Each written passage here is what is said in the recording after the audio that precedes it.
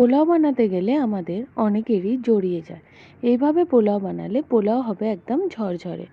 প্রথমে কড়াইতে ঘি দিয়ে তেজপাতা, গোটা গরম মশলা দিয়ে একটু নেড়ে চেড়ে তার মধ্যে কাজু আর কিশমিশগুলো দিয়ে দিলাম।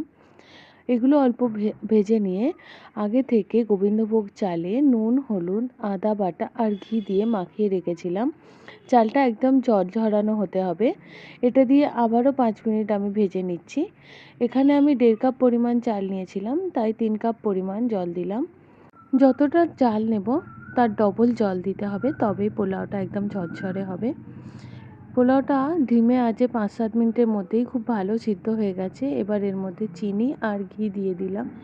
চিনি আর ঘি দিয়ে আবারও কিছুক্ষণ ঢাকনা দিয়ে গ্যাস অফ করে স্টিমে রেখে দিলেই পোলাওটা একদম ঝরঝরে তৈরি হয়ে যাবে। ভালো লেগে থাকলে লাইক, কমেন্ট, শেয়ার এবং সাবস্ক্রাইব করতে ভুলবেন না। বাই।